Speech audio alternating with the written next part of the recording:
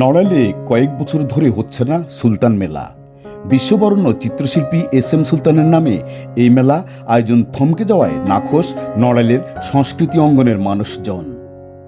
একটি কুচক্রী মহলের ষড়যন্ত্রে গত কয়েক বছর মেলা বন্ধ। এস এম সুলতান স্মৃতি সংগ্রহশালা কর্তৃপক্ষ জানালেন, মেলাটি আবার চালু করার জোর চেষ্টা চালাচ্ছেন তারা।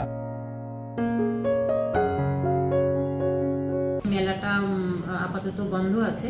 আশা করছি এবছর হয়তো আমরা মেলাটা আবার আগের মতন দেখতে পাবো, কারণ নড়াইলে বা এই অঞ্চলে না, সারা এশিয়ার মধ্যেও মানে কোনো শিল্পীর নামে এত বড় মেলা আসলে খুব কম হয়।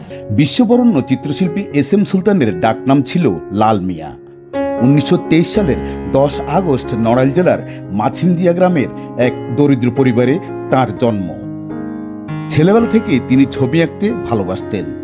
বাবা ছিলেন পেশায় একজন রাজমিস্ত্রি। ছোটবেলায় বাবার সঙ্গে রাজমিস্ত্রির কাজ করতেন সুলতান। কাজের ফাঁকে ফাঁকে আঁকতেন বাড়িঘরের ছবি।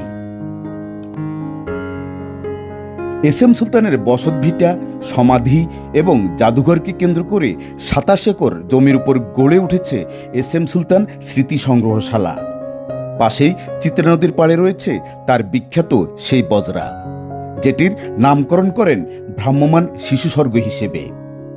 অর্থ সংকটে এই বজরাটি এখন ধ্বংসের পথে।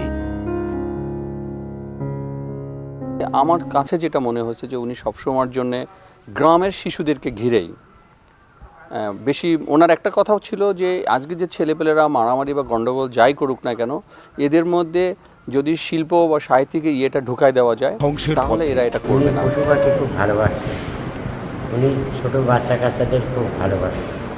এই বাচ্চাদের জন্য ওনার একটা নৌকাও আছে। তার আঁকা 19টি মূল চিত্রকর্ম স্থান পেয়েছে এই সংগ্রহশালায়।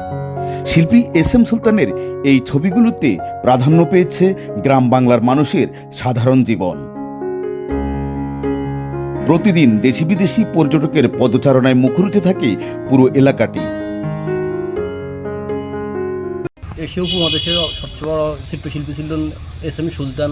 নইলে একটা কাজে আসার কারণে দেখতে আসছি। আমাদের মনে আগ্রহ জাগলো যে এটা দেখে যাই, কেমন আবার কবে আসা হয় না আসা হয়। আমরা বেশ আনন্দ পাচ্ছি এখানে ঘোরাঘুরি করে।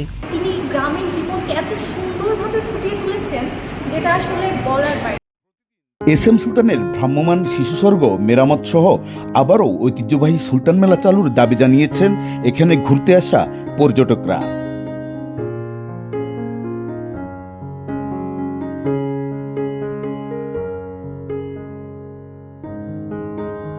Farid Rahman, CFC news, Narail.